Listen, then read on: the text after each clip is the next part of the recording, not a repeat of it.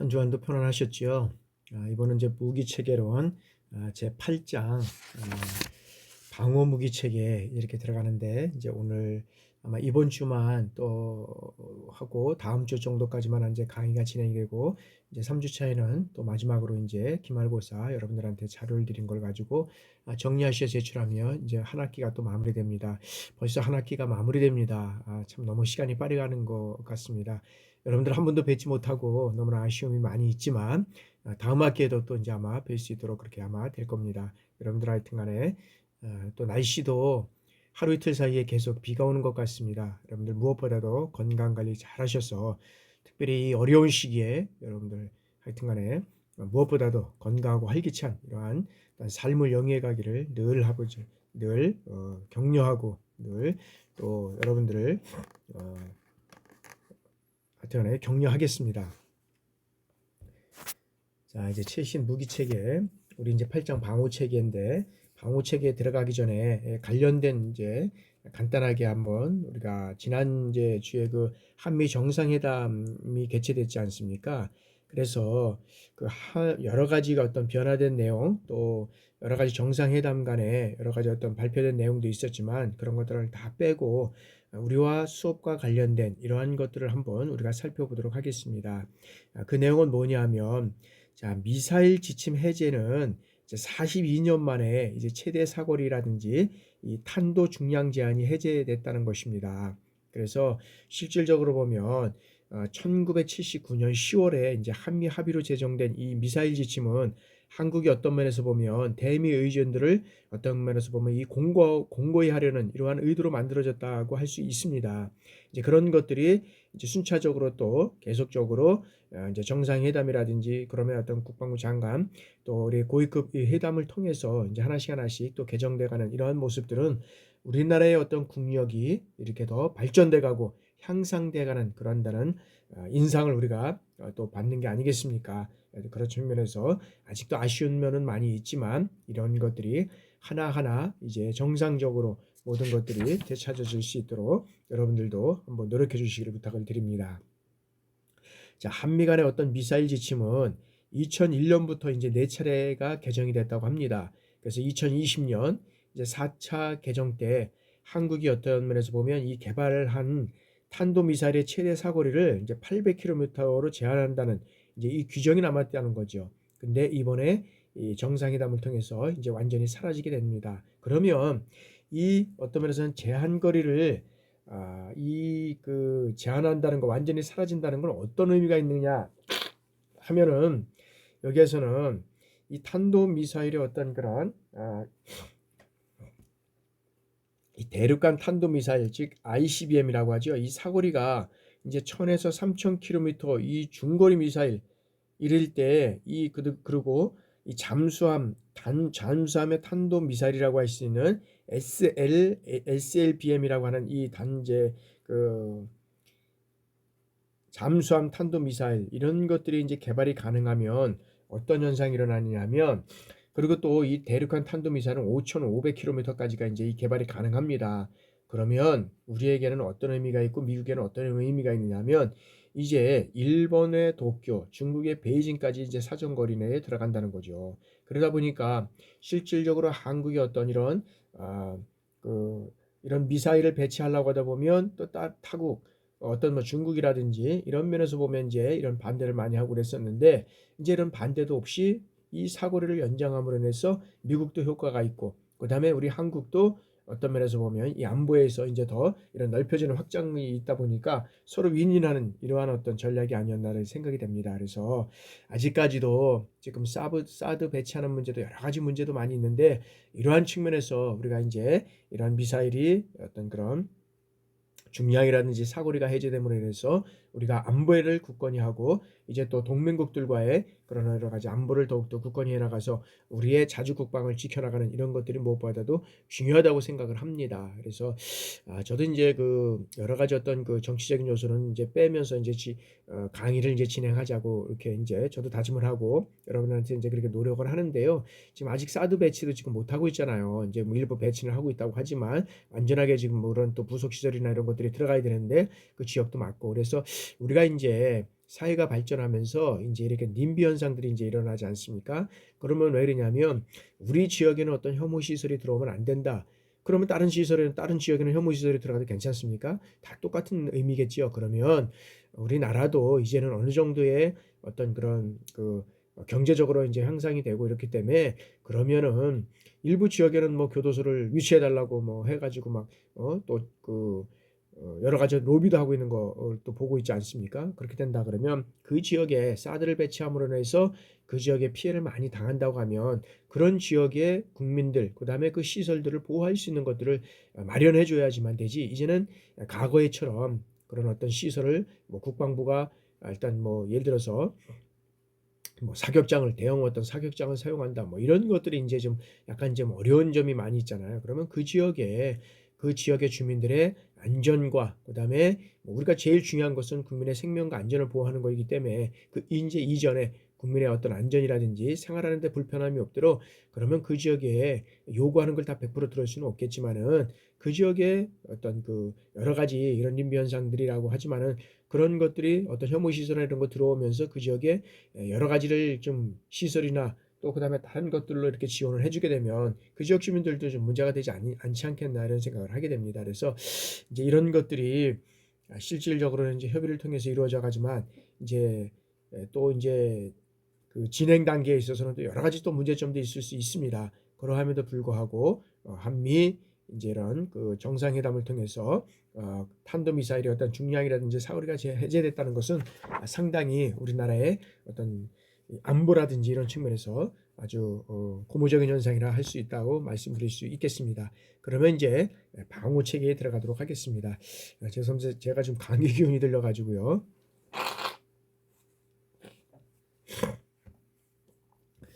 자, 방호 체계에 이제 들어가도록 하겠습니다. 자, 방호는 자, 적군의 어떤 지상 관측이라든지 직사 화력, 그다음에 기습 공격 등의 위협으로부터 이런 어떤 대책을 여기에서는 간구함으로써 여기에는 아군의 어떤 전투력 효과를 이런 효과적으로 이것을 보존하고 그다음에 행동하고 그다음에 이것을 자유를 보장하는 것이라고 우리가 말할 수 있습니다. 그러면 이 방어는 아군의 어떤 인원이라든지 그다음에 장비, 시설, 그다음에 이런 어떤 그 정보 등의 전투력에 대해서 적으로부터 위협을 방지하고 그다음에 경감하고 제거함으로써 이런 것들을 이걸 최소함으로써 그다음에 이것을 어떻게 하냐면 이게 어떤 적의 위협으로부터 이걸 방지하기 위해서 여러 가지 어떤 면에서 보면 이것을 방지하고 결과적으로는 뭐냐면 여러 가지는 이 전투력을 보존하기 위해서 이렇게 하는 거다. 방어를 하는 것은. 그래서 지휘관은 이 전투력을 유지하고 통합하기 위해서 적극적으로 방어 대책을 강구해야 하지만 어떤 면에서 보면 이 과도한 방어 대책은 임무 수행에 지장을 초래하므로 최대한의 어떤 위험만을 감수해야 한다는 것입니다. 그래서 임무 수행에 우선을 두고 이 수용 가능한 수준의 위험은 감수하고 그다음에 아군의 어떤 핵심 전력에 대한 이런 어떤 적극적인 방어를 제공함으로써 이 전투력을 이제 어떤 면에서 보면 이 보존하는 이것이 방어다라고 할 수 있죠. 그래서 방어는 어떤 제작전 요소를 통합해서 수행하는 것이 여기에서는 효과적이다라고 우리가 얘기를 할 수 있습니다. 그래서 이제 이를 위해서 적의 위협에 대한 어떤 조기 경보 체계 확립과 작전 보안 활동을 강화해야 하는 것입니다. 그리고 부대 전투력을 보호하기 위해서 부대 활동 간 일어날 수 있는 이러한 재반 위험 요인들을 예지하고 그다음에 안전 지침과 그다음에 절차를 어떤 면에서는 적용해서 위험을 감소시키거나 제거하고 예방 활동을 부대가 불필요한 이런 위험에 노출되지 않도록 해야 한다는 것입니다. 그래서 현대전은 어떻습니까? 이제는 어떤 면에서는 이제 그 과학기술의 발전으로 인해서 이 감시 장비의 어떤 성능, 그다음에 전투 장비의 어떤 치명성 이런 것들이 이제 증대됨에 따라서 다양한 형태의 어떤 공격에 대해서 적극적인 이런 어떤 그 방어 대책 이런 것들이 이제 강구되어야 한다는 것이죠. 그래서 특히 이제 이 비대칭 무기라고 할 수 있는 어떤 적의 그 어떤 핵이라든지 그다음에 화학탄, 그다음에 미사일 이런 것들의 어떤 대량 살생 무기에 대해서 감시하고 통제할 수 있는 그다음에 방어 대책을 이제는 강구해야 된다는 겁니다. 왜 그러냐면 우리가 남북으로 대치하고 있는 이런 상황 속에서도 보면 북한은 지금 뭐 탄도미사일뿐만 아니라 핵을 개발하고 갖고 있는데 우리는 여기에 대한 어떤 감시하고 통제하고 방어하는 이런 어떤 대책을 강구하지 있지 않다면 우리는 뭐 백전백패가 되지 않겠습니까? 그래서 이제는 현대전은 또 사이버전에 대비해서 이 컴퓨터 네트워크 방어 등의 어떤 이런 작전 보안 활동과 그다음에 테러에 대해서 근원적 차단을 위해서 이런 공세적 테러 작전을 여기에서는 이제 실시해야 한다는 것입니다. 그래서 이런 방어 무기는 이제는 이 방어 체계의 어떤 그 종류는 이 방공 무기하고 화생방 무기 이것으로 이제 우리가 구분될 수 있는데 이 방공 무기는 자 적의 어떤 항공기 그다음에 미사일 이런 것 등을 통해서 아군의 어떤 부대라든지 그다음에 시설 이런 것들을 공격하는 것을 이제는 방어하는 어떤 전투 장비를 말하는 것이라고 할 수 있습니다. 그다음에 화생방 무기는 자 적의 화학 무기, 생물학 무기, 그다음에 방사능 이런 어떤 공격 탐지 및 이 오염 장비 이런 어떤 시설이나 인원을 제독하는 장비를 우리가 얘기할 수 있다고 말씀드릴 수 있습니다.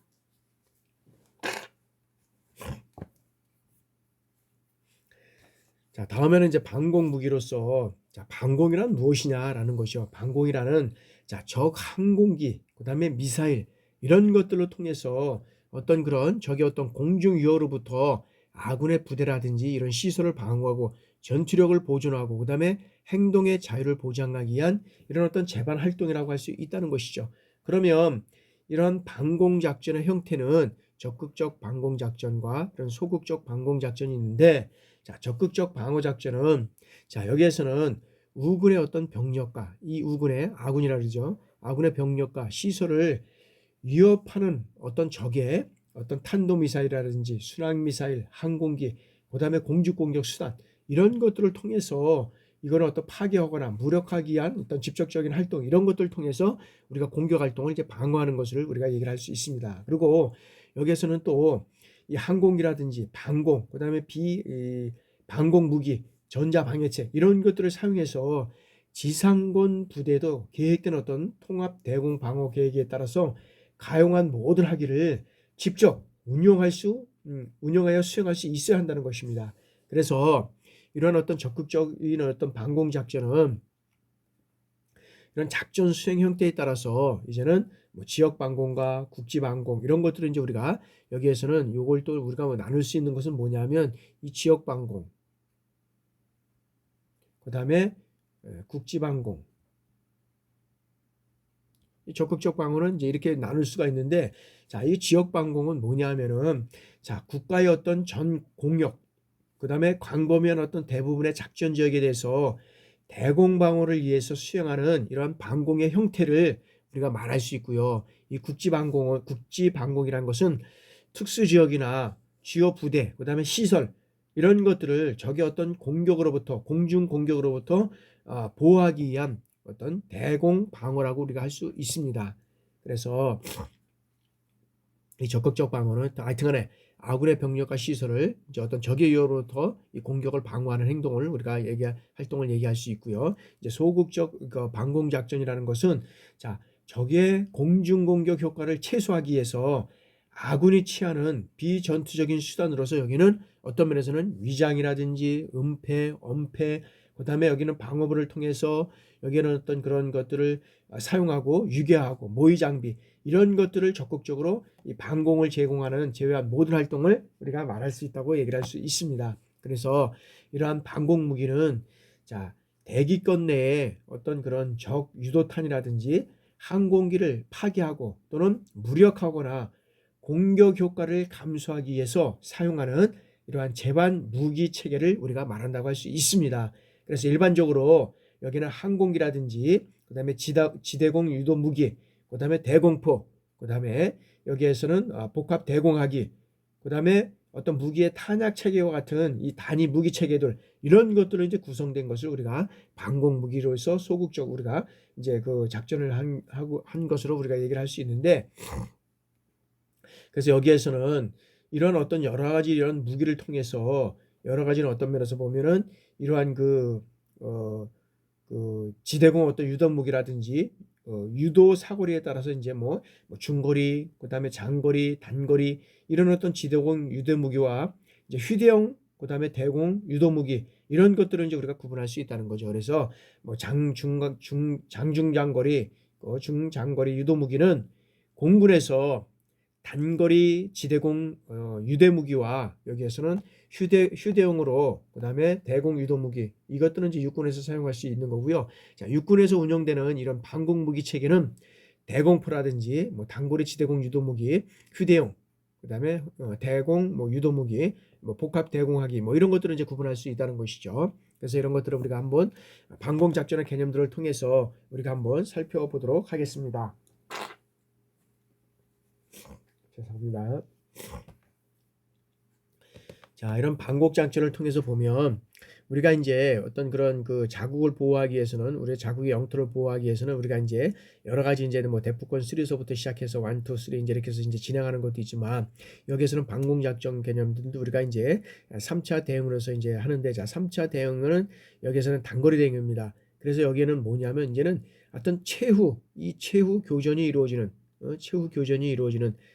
곳이 이제 우리가 3차 대응 단거리라고 우리가 할 수 있는데 그다음에 여기에서 사용할 수 있는 무기는 자, 단거리죠. 그래서 그러다 보니까 휴대용, 대공 유도 무기, 그다음에 대공포 이런 것들이 이제 우리가 사용될 수 있다는 거죠. 그래서 여기서는 같이 사용을 하고 사용을 주고받는 이런 이제 최적 같은 거나 이거 뺏기고 나면 여기에서는 이제 1지대가 뺏기고 2지대가 뺏기고 3지대가 된다 그러면 이제 여기도 마찬가지겠죠. 최소의 같은 경우는 우리가 방어를 해 나가야 된다는 거죠. 그다음에 자, 중거리는 2차 대응입니다. 이제 중거리는 그다음에 이거는 이제 지속적으로 교전이 이루어져 가는 겁니다. 지속적으로 왜 그러냐면 최종의 어떤 타격 목표를 어떤 하기 위해서 이제 지속적으로 이루어져가는 교전이라고 할 수 있다. 그래서 여기에 사용할 수 있는 무기는 뭐 전투기라든지 중장거리 미사일, 나이키라든지 호크 미사일 뭐 이런 것들을 이제 사용할 수 있다는 거죠. 그러니까 여기도 마찬가지로 서로 주고받는 거 그런 것들이 이제 여기에 될 수 있겠죠. 요격기도 마찬가지입니다. 그다음에 이제 이 장거리 1차 대응에서는 이제 이 장거리입니다. 실적으로 보면 지금도 뭐 장거리 중에서 가끔씩 뭐 일어날 수 있는 이런 상황들이 있잖아요. 자, 침투 항적을 이제 경멸하는 거죠. 최초 이제 침투를 어디서 해 오겠느냐 이런 것들을 이제 여러 가지 어떤 방어가 우리가 정보를 수집하고 뭐 이런 것들을 통해서 이제 이루어져 가는 거잖아요. 그러다 보니까 이제 여기는 고성능 전투기가 사용이 되죠. 왜? 중장거리는 안 되니까 오는 것들을 여기에서 우리가 사용하기 위해서는 이런 어떤 이제 요격기도 있을 수 있고요. 그다음에 어떤 고성능 이런 탄도 미사일 이런 것들이 이제 이룰 수 있다는 거죠. 그래서 이제 우리가 이런 미사일 같은 경우에도 중량이라든지 그다음에 거리, 사거리 이런 것들도 연장시키는 이유나 이런 것들도 보면 이런 어떤 면에서는 적침투 확률을 최초적으로 경멸하기 위해서 이런 것들 가능하지 않겠습니까? 그래서 이런 것들도 보면 이런 것만 있는 것이 아니라 이제 제일 중요한 거는 통신이라든지 그다음에 여기에서는 탐지 위성 그다음에 여기는 이제 적외선 탐지 위성, 그다음에 고궤도가 있고 저궤도가 있잖아요. 저속도로 이렇게 오는 것도 있고 이제 고도로 오는 것도 있고 이런 것들을 이제 서로가 로켓들을 띄워서 그래서 이제 이런 인공위성을 띄우고 자꾸 이제 이런 걸 하는 이유가 뭐겠습니까? 여러 가지 어떤 자국의 정보를 위해서 자국을 보호하고 그다음에 여러 가지 어떤 그런 안보적인 측면에서도 보면 이런 어떤 꼭 자국의 안보만 이해하겠습니까? 그래서 이런 것들이 이제 자체적으로 보면 그래서 이제 우주라는 이게 넘어서 이제 우주를 또 개발을 하고 뭐 이런 쪽에서 이제 지금 이루어져 가고 있는 거를 우리가 보지 않습니까? 그래서 이제 이런 측면에서 우리가 이제 살펴봤고요. 그러면 이런 방공 무기 체계를 우리가 한번 분류해 볼 수 있겠습니다. 그래서 방공 무기는 이제 지대공 유도 무기와 우리가 대공포라고 우리가 이제 아까 말씀을 드렸습니다. 그래서 여기에서 보면 우리가 이제 지대공 무사기는 이제 무기는 유도 무기는 자 중고고도가 있고 중저고도가 있다. 그래서 중고고도는 이 나이키 이런 미사일이 있고요. 저고도는 호크 미사일 이런 것들이 있고요. 그다음에 대공포는 단거리 방공 무기가 있는데 자 단거리는 자, 천마가 있고 그다음에 휴대용은 뭐 제블이라든지 신궁, 그다음에 현궁 이러한 무기들이 있고요. 그다음에 중국형 대공포는 자, 비오 30mm, 그다음에 오리콘 35mm, 그다음에 대공포 40mm 이런 이제 중국형 대공포가 주요 무기 체계로 되어 있고요. 소국형 대공포는 자, 발칸 20mm, 그다음에 M45, 55 이런 것들이 그런 무기들이 이제 사용되고 있다는 것을 우리가 한번 살펴보았습니다. 자, 이제 다음에는 대공포입니다. 대공포. 자, 대공포는 여기는 회전일 항공기라든지 고정익 항공기, 그다음에 무인철수기, 그다음에 순항 무사일 이런 것들의 어떤 목표물을 우리가 이제 얘기를 할 수 있다는 거죠. 그래서 자, 전 후방 지역에 군사 시설뿐만 아니라 후방 지역에 어떤 면에서는 공항이라든지 항만, 발전소, 그리고 여기에는 어떤 민군의 어떤 주요 자산을 공중으로부터 방어하는 무기 체계로서 전후방 각지에서 운영되고 있다는 거죠. 전후방 각지. 그래서 전후방의 어떤 주요 자산을 적 공격으로부터 방어하는 무기 체계다라고 할 수 있다는 거죠. 그래서 대공포에는 여기에도 아까 말씀드렸죠. 이런 것들이 주요 자산을 방어하기 위해서 운영되는 것이다. 그래서 대공포의 어떤 종류는 이런 쪽에서 우리가 있다는 거 우리가 그래서 여기에서는 보면은 어떤 분은 중거리, 단거리 이런 것들이 많이 있잖아요. 그렇게 해서 보면 그죠? 그래서 이런 어떤 포의 종류를 뭐 이렇게 다 알 수는 없겠지만 이런 대공포 이런 어떤 보호하기 위해서는 이런 무기들이 사용되고 있구나라는 것들을 우리가 보시면 되겠습니다. 그래서 이런 것들을 이제 하나하나 우리가 살펴보도록 하겠습니다. 자, 20mm 대공포, 발칸이라고 하죠. 발칸. 그래서 자, 이 발칸포는 어떻게 이 발칸포라는 이름이 명칭이 붙어졌나라고 한번 우리가 살펴보니까 자, 로마 신화에서 나오는 자, 불의 신 지금 발칸의 이름을 딴 명칭이라고 우리가 할 수 있다는 것입니다. 그래서 이 정식 명칭은 뭐냐면 M16, M61형, 죄송합니다. M61형, 그 다음에 20mm 기관총이다. 기관총. M61 20mm 기관총이다. 라고 이제 이게 정식 명칭이고요.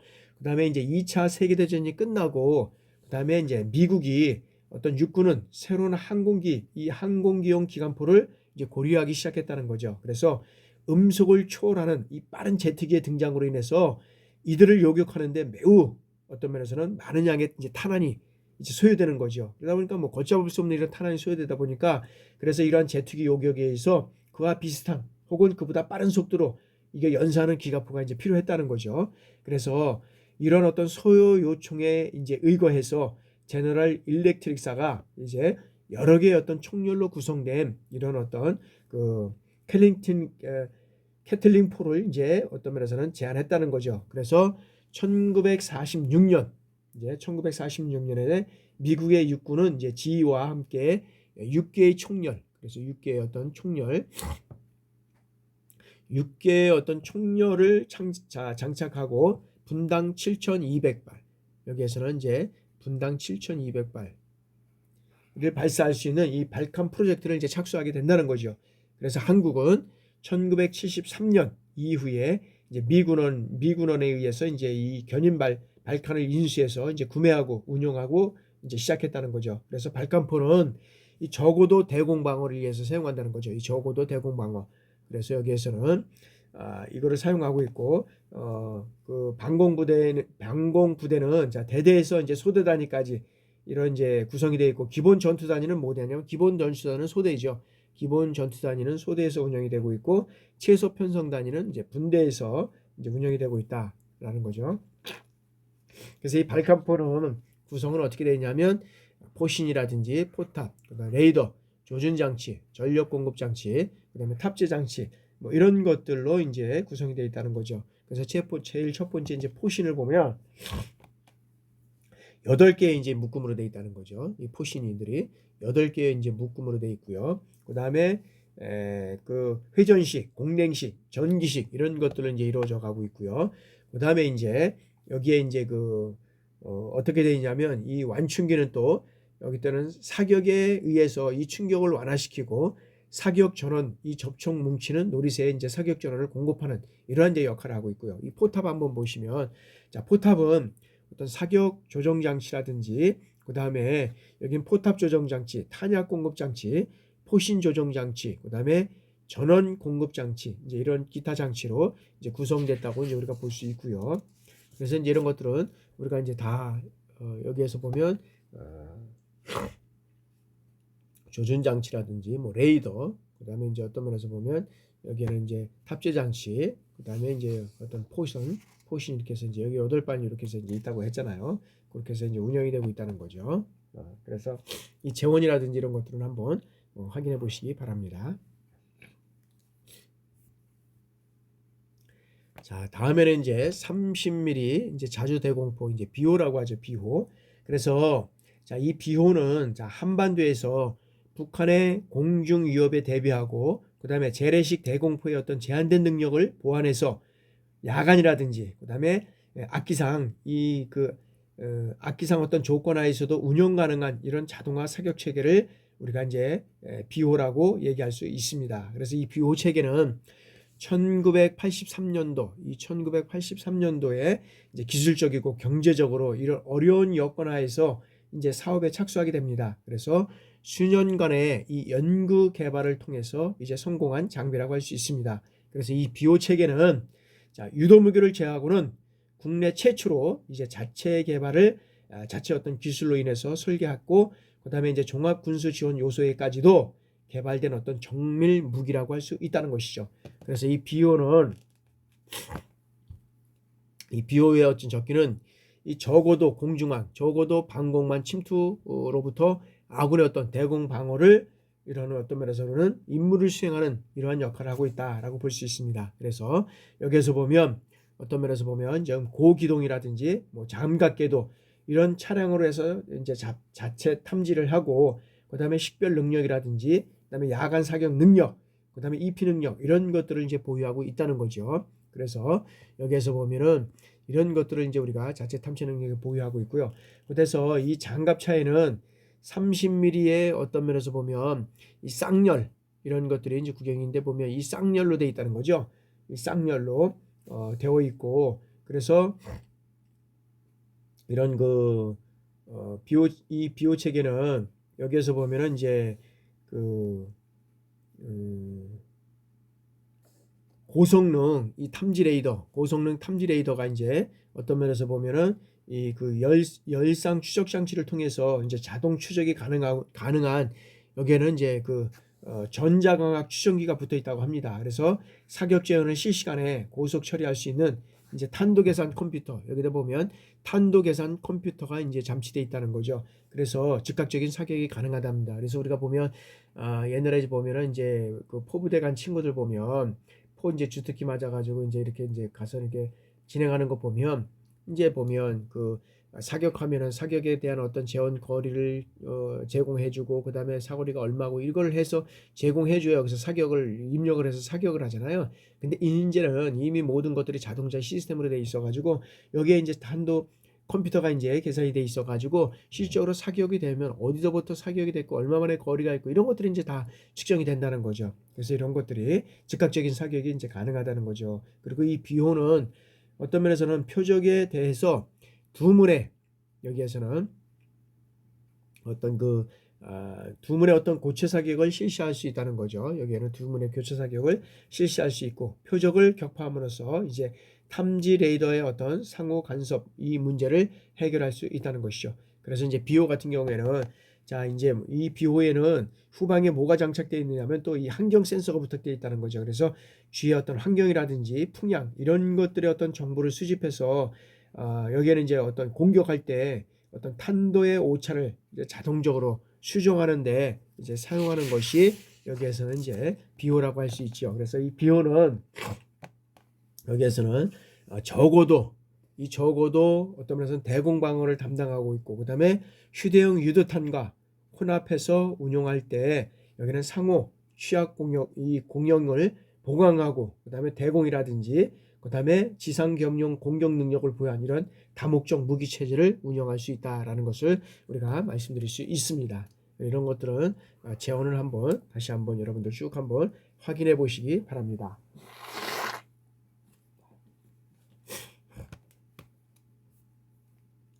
자, 그다음에 이제 35mm 대공포 이제 오리콘이라고 이제 할 수 있죠. 자, 이 오리콘은 1950년대 이제 후반에 이제 스위스의 오리콘사에서 이게 이제 개발이 된 거죠. 그래서 이제 35mm 어떤 쌍열 자동 대하기 대공학이라고 할 수 있다는 거죠. 그래서 여기에서는 이 자동 대공포 체계는 자 이제 1차 전으로 인해서 대공 표적과 어떤 교전 임무를 수행하고 그다음에 지상 표적과의 어떤 교전도 가능한 이런 것들이 이제 여기는 대공포라고 할 수 있습니다. 그래서 대공포 즉 오리콘은 자 여기는 뭐가 돼 있냐면 이 화포, 사격 통제기, 신호기, 유관 측기, 발전기, 지상 측정 세트 뭐 이런 것들이 이제 있습니다. 다 알 수는 없겠지만 몇 개만 한번 살펴보겠습니다. 자, 이 화포는 이 화포 포신, 포안이라고 하죠. 그래서 이 어떤 면에서는 이 상부포가 하부포, 이 상부포, 하부포라 이제 구성되어 있다는 거죠. 이 구성되어 있다는 거죠. 그래서 포신은 여기에서는 가스 작용식이고 쌍열이고 그다음에 포구에는 대공사격관에 어떤 포구 초속 측정기 이런 것들을 설치해서 포안의 어떤 사격관에 어떤 포가의 어떤 상하 진동을 감소시킬 수 있고요. 과도한 이 사탄 분포를 방지해서 포신의 왕복 운동 시 발생하는 어떤 충격을 완화할 수 있다는 것입니다. 그다음에 이제 사격 통제기는 이 트레일러의 어떤 추적기라든지 운용실, 그다음에 전원 분배실, 공기 조하기, 변조기실 이런 것들로 이제 구성되어 있는데 이 표적 탐지라든지 어떤 표착, 그다음에 표적 자동 추적 및 재원 산출, 그다음에 지상 재원과 어떤 포구 초속 적용, 그다음에 하포 구동, 사격 통제 뭐 이런 것들을 이제 여기에서는 실시할 수 있다는 거죠. 실시할 수 있다는 거고요. 그다음에 이제 어떤 유관 측정 신호기는 소대장이 휴대해서 이 사격을 통제할 수 있는 장비. 그래서 사격 통제기 어떤 유관 관측기가 이제 연결되어 있다는 거죠. 그래서 이 신호기는 사격 통제 장비의 어떤 운영 상태라든지 화포 자동 사격 준비 상태, 표적 탐지 방법 이런 것들을 어떤 정보를 제공하는 것이 우리가 신호기라고 할 수 있고요. 유관 관측기는 이것은 그 레이더 탐지기가 곤란한 이제 저고도 표적, 그다음에 갑자기 나타나는 표적을 육안으로 이제 탐지하기 위한 이런 장비가 될 수 있죠. 그래서 사격 통제기에 이제 어떤 그런 사격 통제에 연결돼서 표적이 탐지되면 신호기를 통해서 이 추적기를 즉각적으로 표적 방향으로 전환시킬 수 있다는 것이죠. 그다음에 이제 지상 어떤 그런 기상 감지기, 사격 통제기 장비와 별도로 이제 외부에 설치되어 있고, 그다음에 센서에 의해서 풍향이라든지 풍속, 기압, 기온 이런 것들을 감지해서 기상 재원을 컴퓨터 자동으로 입력시켜 줌으로써 이 명중률과 관계되는 방법을 우리가 이러한 어떤 장비를 얘기할 수 있습니다. 그래서 이러한 장비들은 한번 이러한 장비가 있구나 한번 확인해 보시기 바랍니다. 그 다음에 이제 대공 유도무기가 되겠습니다. 이 대공 유도무기는 이 아군을 어떤 면에서는 보호하기 위해서 적의 항공기라든지 이 비행체를 파괴, 그 다음에 무력화시키고 공격 효과를 어떤 면에서는 감소하는데 이 사용되는 무기라고 할 수 있습니다. 그래서 어떤 면에서는 이 대공 무기 같은 경우에는 어떤 면에서 상당히 우리가 사거리라든지 이런 것도 중요할 수 있잖아요. 그죠? 그래서 이 아군의 대공방어 체계는 1964년에 호크, 그 다음에 1964년에는 호크 미사일, 그 다음에 1965년에는 나이키 미사일 이런 것들로 이제 통해서 여기에는 어떤 대공 유도 무기 이것들을 이제 어떤 미 군원에서 이제 도입되면서 시작됐다는 거죠. 그래서 이후에는 여기는 어떻게 됐냐면 1976년에 이제 발칸이라든지 그다음에 오리콘 이 대공포들이 이제 배치되는 이 방공 체계가 이제 증강되었다는 거죠. 그 동안까지는 거의 어떤 면에서는 우리가 이제 그 공격용으로 이제 이렇게 많이 이제 사용됐는데 이제 이런 것들이 이제 공격용만 되지 않고 이제 방어용으로 이런 무기들이 사용됐다는 거죠. 그러면 1990년대에 들어오면서부터 초반에 호크 미사는 이제 중고도 방어잖아요. 그다음에 나이키 이건 고고도, 이거는 중고도고 이거는 고고도. 이런 발칸포가 공군으로부터 이제 이관됐고 육군에서는 어떻게 됩니다. 자체 방어 무기는 중고도 이하 단거리 어떤 공룡 방어에 이제 치중하게 된다는 거죠. 그리고 여기에서는 이제 그 대동 유도 무기는 이 대공포와 중고고도 이제 대공 유도 무기 간의 공역 공백을 보완하기 위한 이제 휴대용과 그다음에 궤도 이 차량에 탑재된 자주형으로 이제 구분할 수 있다는 것이죠.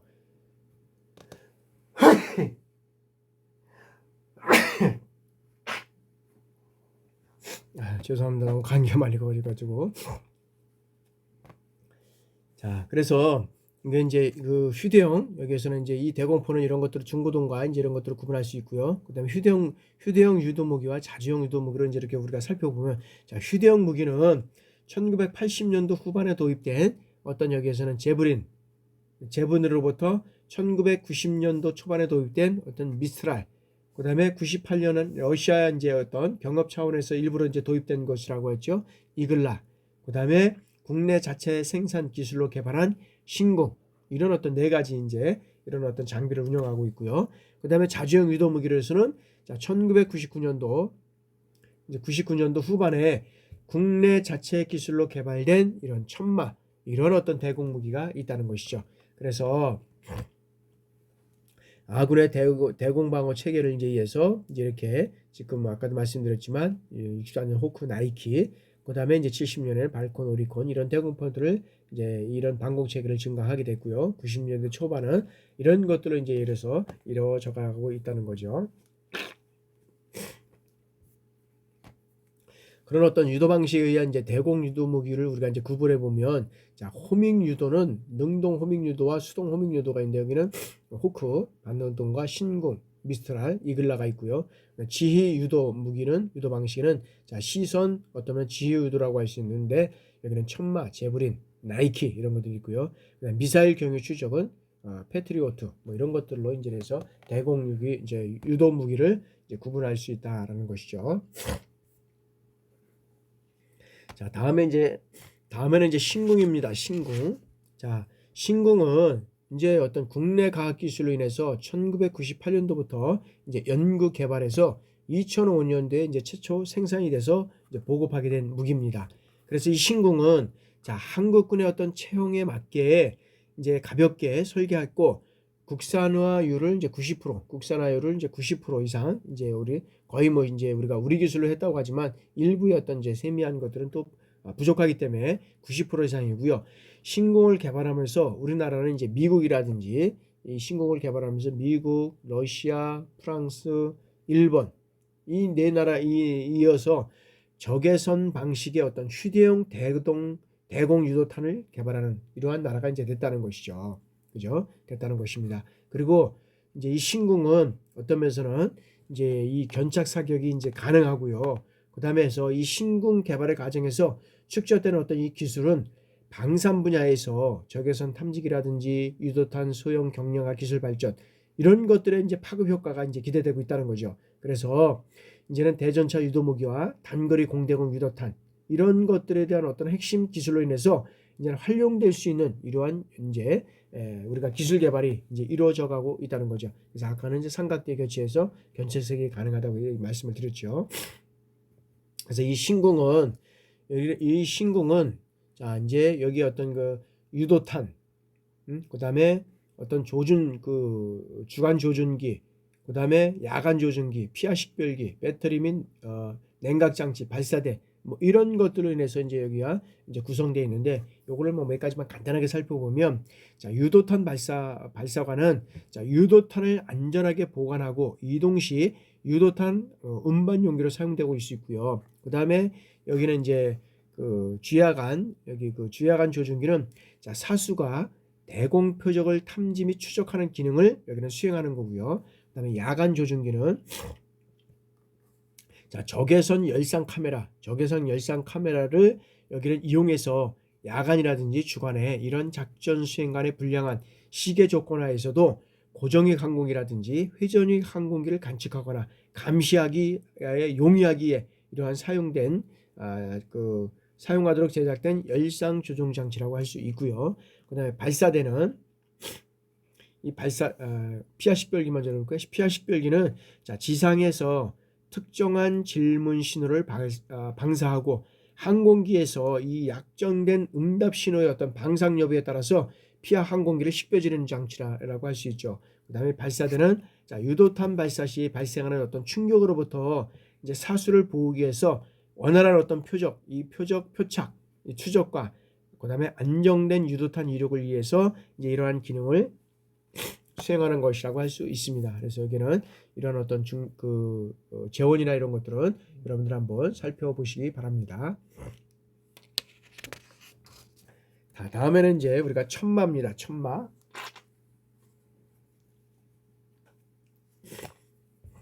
천마는 우리가 이제 적어도 우리가 지대공 미사일이라고 하죠. 적어도 지상미사일. 자, 이것도 이제 국내 기술로 이제 어떤 면에서는 독자 개발한 단거리 미사일이라고 할 수 있죠. 그래서 천마는 이제 고도가 5km 이내의 어떤 적어도 이런 어떤 대공 방어 능력을 높이기 위해서 이제 국내 기술로 인해서 여기 어떤 면에서는 장갑궤도 이런 것들 거기에 이제 유도탄 레이더라든지 이런 사격 통제 장치에 장착해서 이제 사용하는 장비다.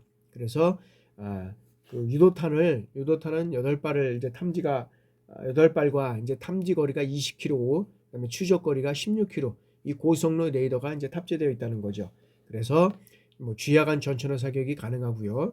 그다음에 한반도와 이런 같은 산악 지형에 어떤 면에서는 유리하다고 할 수 있죠. 그러니까 우리나라가 산악 지역이 많이 되다 보니까 우리 또 기술로 개발되고 이러다 보니까 우리 기술에 의해서 우리 어떤 지역 이런 요소를 고려해서 만든 것이 이런 어떤 무기다라고 할 수 있다는 것이죠. 그래서 여기에서는 주요 군사 시설이라든지 국가 시설, 그다음에 어떤 기동 부대에 대한 어떤 중저고도 대공방어 임무 수행이 가능하다는 것이죠. 그래서 이 천마 유도탄은 시선 지령 유도 방식을 적용해서 유도 시스템을 어떤 면에서는 정밀 유도가 가능하다는 겁니다. 그래서 여기에서는 근접 신강과 그다음에 집중 파편식 이 탄두로 인해서 설계가 됐고요. 이 표적이 8m 이내에서만 이 폭발하도록 되어 있다는 거죠. 표적 8m 이상 이내에서만 폭발하도록 되어 있다는 거죠. 그러다 보니까 얼마나 실질적으로 보면 집중력이 어떤 면에서 보면 이 좋을 수 있나 이런 것들이 우리가 될 수 있다는 거죠. 그래서 표적을 파괴할 수 있는 높은 어떤 파괴력을 가지고 있다는 거죠. 그래서 여기에서는 이 천마는 여기에서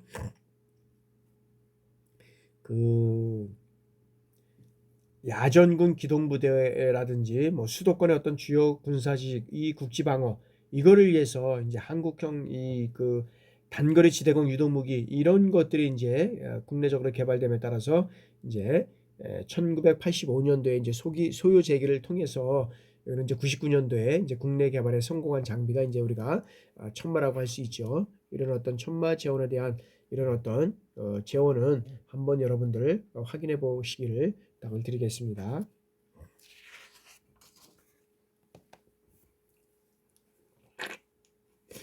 다음에는 현궁이 되겠습니다. 현궁. 현궁은 우리가 2015년도 ADD는 이제 이 국방과학 연구소라고 할 수 있습니다. 이 주관으로 인해서 국내 연구 개발에 성공한 어떤 보병 휴대용 중거리 대전차 미사일이라고 할 수 있습니다.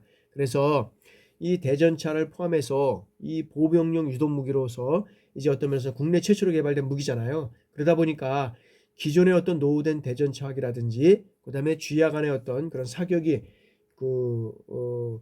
가능하고 그다음에 유효 사거리라든지 간통력 이런 것들이 어떤 면에서 보면 성능이 뛰어난 이러한 무기라고 할 수 있습니다. 그래서 개인유리라든지 소형 전술 차량에 탑재해서 가능하고 그다음에 적전체의 어떤 취약한 상부라든지 정면 공격이 가능한 무기가 현궁이라고 할 수 있습니다.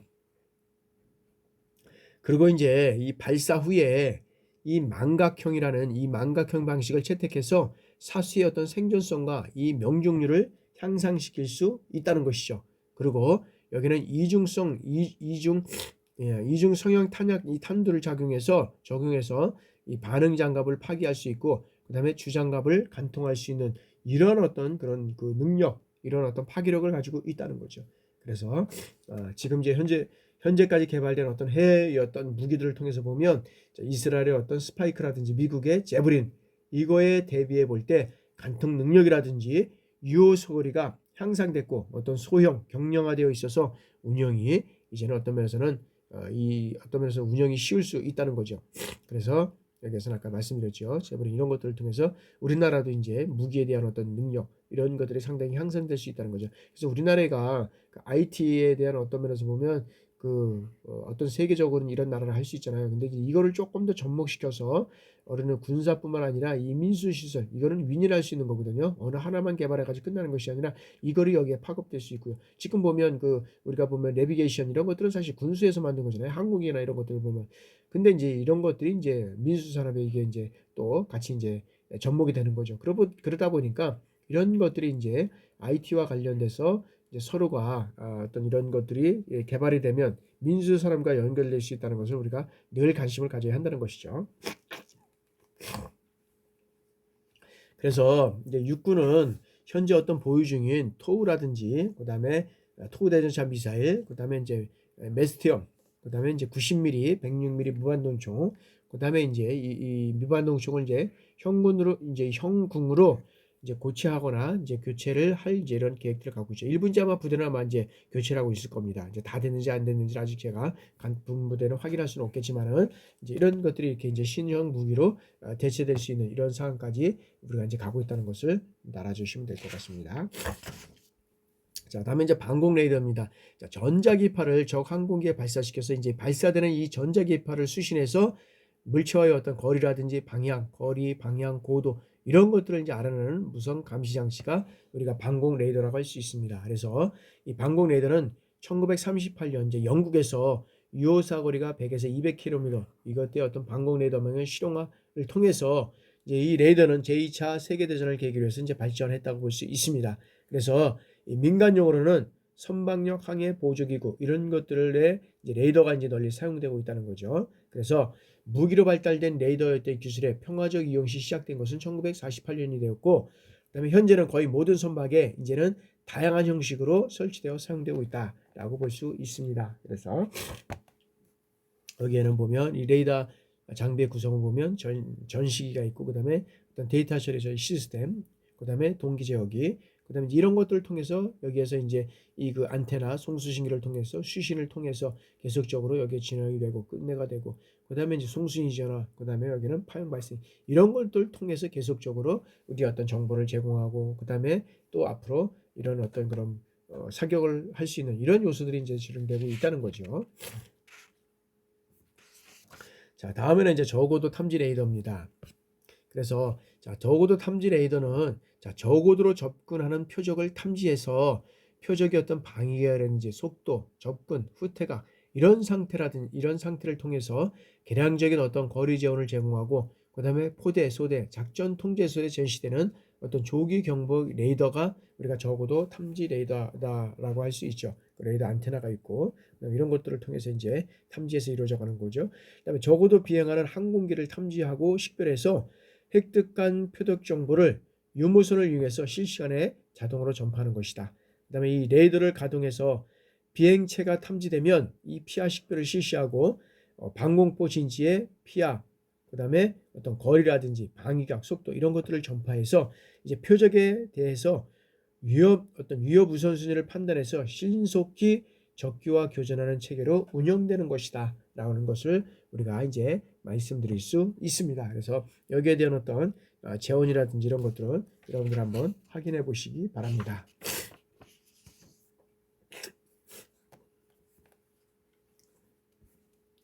자, 다음은 이제 레포터입니다.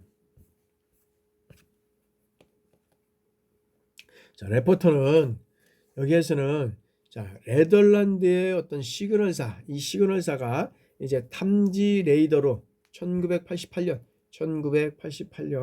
이제 수도권의 어떤 대공방화 강화를 위해서 이제 상업 구매를 하기 시작하게 된 것입니다. 그래서 여기에서는 자, 고속이라든지 저공을 침투하는 이런 항공기를 어떤 면에서는 이 조기에 탐지하고 경보하는 2차원 레이더라고 우리가 할 수 있습니다. 그래서 여기도 보면 이런 것들을 설치해 놓고, 그다음에 안테나를 설치해 놓고 이제 여기에 이제 이런 것들을 통해서 정보를 수집하고 탐지하고 전달하는 이런 이제 레이더라고 우리가 할 수 있다는 거죠. 그래서 여기는 발칸이라든지 이 오리콘과 연동해서 대공방어 임무를 우리가 이제 수행하게 된다라는 거죠. 그래서 여기에서는 어떤 피하 식별기 이런 피하 식별기를 보유하고 있고, 그 다음에 여기서는 대전차 방해 장치라고 할 수 있는 이런 어떤 능력을 또 구비하고 있고요. 그 다음에 이 레포터는 이 자체적으로 기동 능력을 보유하지 못하고 있다는 거죠. 그래서 기동 능력을 보유하지 못해서 이제 2과 2분의 1톤 이 표준 차량을 인용해서 이제 견인해서 임무를 이제 수행하게 된다는 거죠. 그래서 여기에서는 어떻게 이제 여기에 구성이 되어 있느냐 하면 여기는 이제 계기판이라든지 뭐 공기 조절기, 축전기, 그다음에 선로 연결기, 뭐 공구함 이제 이런 것들로 이제 구성되어 있다고 할 수 있습니다. 그래서 이런 것들은 우리가 다 이제 하나하나씩 살펴볼 수가 이제 없기 때문에 뭐 이런 구성문 이제 이런 것들로 되어 있다는 걸 한번 보고 하여튼간에 이 적어도 여기에서 보면 그 고속이나 어떤 저공 침투하는 항공기를 탐지하고 이를 전달하는 이 차원의 어떤 레이더라는 것을 우리가 이제 레포트는 알아보시고요. 그다음에 자 이런 것들의 형상이나 이 재원은 한번 다 알 수는 없겠지만 이런 것들이 이런 재원이 있고 이런 형상들이 있다는 것을 한번 여러분들이 한번 생각해 보시길 바랍니다. 자, 이번 시간에는 여기까지 이제 진행을 하고 잠깐 10분간 쉬었다가 이제 또 진행하도록 하겠습니다. 여러분들 하여튼간에 제가 좀 감기, 지금 몸 상태가 조금 안 좋아서 혹시라도 강의 영상이라든지 또 그런 것들이 좀 상태가 좀 미약할 수도 있을 것 같습니다. 그래서 여러분들한테 너그럽게 양해를 부탁을 드리고요.